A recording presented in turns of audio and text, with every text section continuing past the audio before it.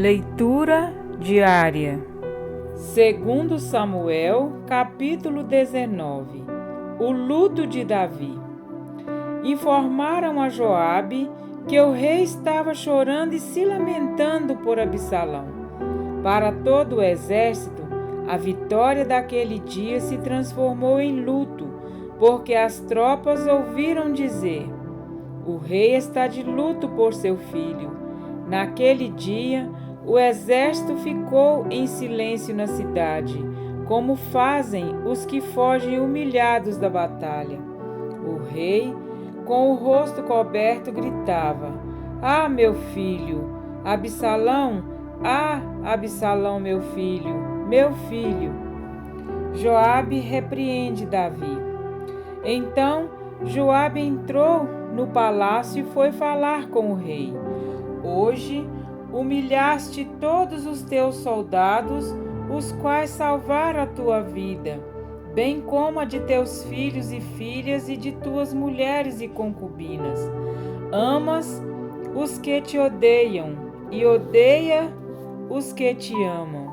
Hoje deixaste claro que os comandantes e os seus soldados nada significam para ti. Vejo que ficaria satisfeito se hoje Absalão estivesse vivo e todos nós mortos. Agora vai e encoraja teus soldados. Juro pelo Senhor que se não fores, nenhum só deles permanecerá contigo esta noite, o que para ti seria pior do que todas as desgraças que já te aconteceram desde a tua juventude. Então o rei levantou-se e sentou-se junto à porta da cidade. Quando o exército soube que o rei estava sentado junto à porta, todos os soldados juntaram-se a ele.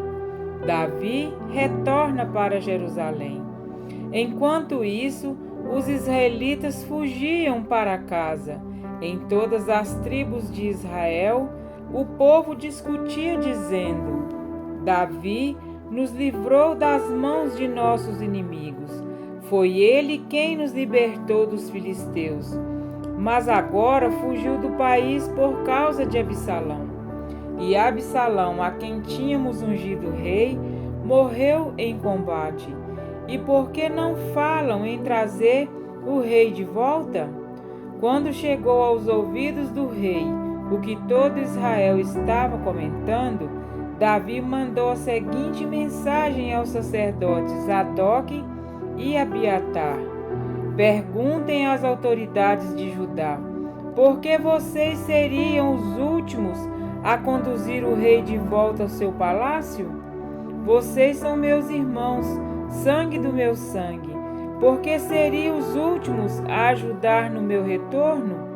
E digam a Amasa: você é sangue do meu sangue.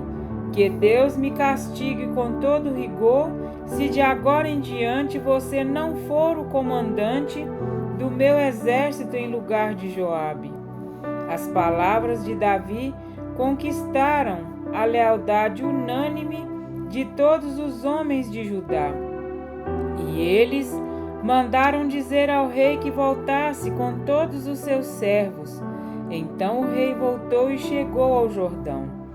E os homens de Judá foram a Gilgal ao encontro do rei, para ajudá-lo a atravessar o Jordão. Simei, filho de Gera, benjamita de Baurim, foi depressa com os homens de Judá para encontrar-se com o rei Davi. Com ele estavam outros 1000 benjamitas, e também Ziba, supervisor da casa de Saul, com seus 15 filhos e 20 servos. Eles entraram no Jordão antes do rei e atravessaram o rio a fim de ajudar a família real na travessia e fazer o que o rei desejasse. Simei, filho de Gera, atravessou o Jordão, prostrou-se perante o rei e lhe disse: que o meu senhor não leve em conta o meu crime e que não te lembres do mal que o teu servo cometeu no dia em que o rei, meu senhor, saiu de Jerusalém. Que o rei não pense mais nisso. Eu, teu servo, reconheço que pequei. Por isso, de toda a tribo de José, fui o primeiro a vir ao encontro do rei meu senhor. Então, Abisai, filho de Zeruia, disse: Simei amaldiçoou o ungido do Senhor. Ele deve ser morto. Davi respondeu: Que é que vocês têm com isso, filhos de Zeruia? Acaso se tornaram agora meus adversários? Deve alguém ser morto hoje em Israel? Ou não tenho hoje a garantia de que voltei a reinar sobre Israel? E o rei prometeu a Simei, sob juramento: Você não será morto. Mefibosete, neto de Saul, também foi ao encontro do rei. Ele não havia lavado os pés, nem aparado a barba, nem lavado as roupas, desde o dia em que o rei partira até o dia em que voltou em segurança. Quando chegou de Jerusalém e encontrou-se com o rei, este lhe perguntou: Por que você não foi comigo, Mefibosete? Ele respondeu: Ó rei, meu senhor, eu, teu servo, sendo aleijado, mandei selar o meu jumento para montá-lo e acompanhar o rei. Mas o meu servo me enganou. Ele falou mal de mim ao rei, meu senhor. Tu és como um anjo de Deus. Faze o que achares melhor. Todos os descendentes do meu avô nada mereciam do meu senhor e rei, senão a morte. Entretanto, deste a teu servo um lugar entre os que comem à tua mesa. Que direito tenho eu, pois, de te pedir qualquer outro favor? Disse-lhe então o rei: Você já disse o suficiente. Minha decisão é que você e Ziba dividam a propriedade. Mas Mefibosete disse ao rei: Deixa que ele fique com tudo, agora que o rei meu senhor chegou em segurança ao seu lar. Barzilai de Gileade também saiu de Rogelim, acompanhando o rei até o Jordão, para despedir-se dele. Barzilai era bastante idoso, tinha 80 anos. Foi ele que sustentou o rei durante a sua permanência em Manaim, pois era muito rico. O rei disse a Barzilai: Venha comigo para Jerusalém, e eu cuidarei de você. Barzilai, porém, respondeu: Quantos anos de vida ainda me restam para que eu vá com o rei e viva com ele em Jerusalém? Já fiz 80 anos. Como eu poderia distinguir entre o que é bom e o que é mal? Teu servo mal pode sentir o gosto daquilo que come e bebe. Nem consigo apreciar a voz de homens e mulheres cantando. Eu seria mais um peso para o rei, meu senhor. Teu servo acompanhará o rei em poucos mais, atravessando o Jordão. Mas não há motivo para uma recompensa dessas.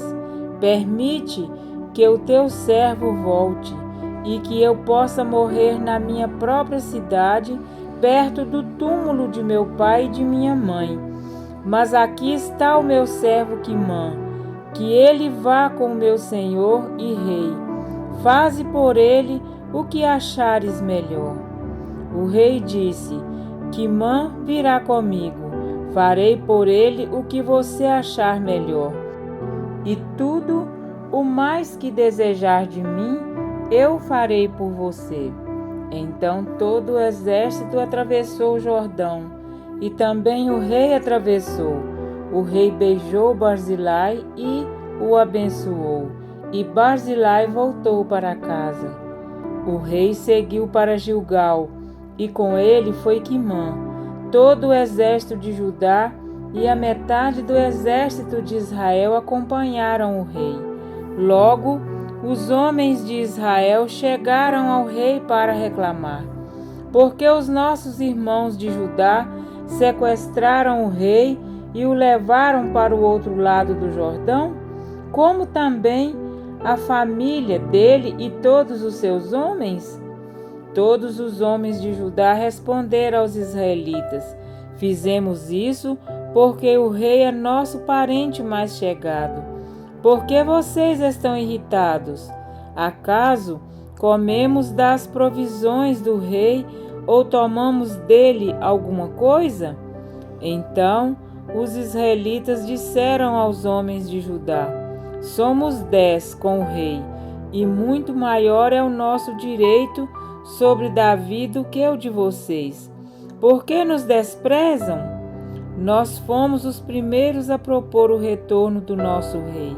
Mas os homens de Judá falaram ainda mais asperamente do que os israelitas. Amém? Para refletir. Desnorteado pela morte de mais um filho, Davi entregou-se ao luto. Apesar da vitória conquistada, a reação do rei fez cair sobre o povo o medo da retaliação pela morte de Absalão. O conselho de Joabe, ainda que desprovido de sentimentos, despertou Davi para perceber a influência de sua prostração sobre aquela gente. O desafio de Davi seria conquistar novamente o coração daqueles que haviam se aliado a Absalão, a começar pelos líderes espirituais e políticos de Judá, além de instituir a Amasa como comandante de seu exército em lugar de Joabe, provavelmente pela mágoa deste ter sido responsável pela morte de seu filho, mas mostrou misericórdia frente ao pedido de Simei, jurando preservar-lhe a vida, e buscou agir com bondade e justiça para com Mefibosete diante da dúbia situação que envolvia este e Ziba. Era um momento de tomar decisões acertadas, e creio que não foi fácil para Davi fazer isso, mediante a tristeza que guardava em seu coração. O encontro com Barzilai foi para ele como um oásis no deserto. Ver aquele homem que um dia lhe foi como um anjo de Deus iluminou seu coração. A humilde renúncia de Barzilai ao presente de gratidão de Davi foi revertida em um pedido de beneficência para Quimã, que foi levado para Jerusalém com o mesmo apreço que seria ofertado ao seu benfeitor. Os homens de Judá e os homens de Israel terminaram com uma tola discussão acerca de quem seria mais digno de acompanhar o retorno de Davi. Não fomos chamados por Deus, amados, para viver um jogo de intrigas e comparações na seara do Senhor. O conflito já é grande o suficiente para que o tornemos ainda mais pesado com questões egoístas e disputas entre irmãos. Como corpo de Cristo, o nosso chamado consiste em uma entrega a Deus para que o Espírito Santo nos conceda os seus dons, como lhe apraz, a cada um individualmente. 1 Coríntios 12, 11. Portanto, exigir que o outro faça o que você não faz não é cristão e não é bíblico. Percebemos em toda a trama de acontecimentos o quanto o mal segue uma sequência trágica e destrutiva. Mesmo os pecados secretos possuem uma influência capaz de transmitir uma atmosfera de maldição que não se pode mensurar. Seus efeitos são progressivos e não escolhem a quem prejudicar, atingindo inclusive o inocente. Não me refiro aqui ao quesito salvação, pois a alma que pecar, essa morrerá. Ezequiel 18:4. mas a degeneração causada pela doença chamada pecado. Como Barzilai, sejamos, pois, um alento uns para os outros, sem desejar nada em troca para benefício próprio. Que nossos pecados sejam confessados diante de Deus e nele busquemos força para andarmos em integridade. E que sigamos o exemplo de Jesus no trato com os nossos irmãos, respeitando a cada um como um membro importante para o corpo de Cristo. Amém?